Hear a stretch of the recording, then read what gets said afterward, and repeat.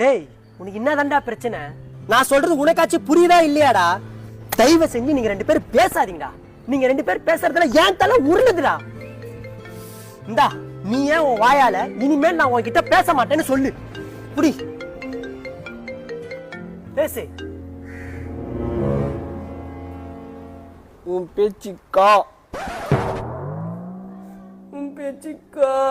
புடி மச்சான், இதுதான் கடைசி. இதுக்கு அப்புறம் என் பையன் கூட பேசாத.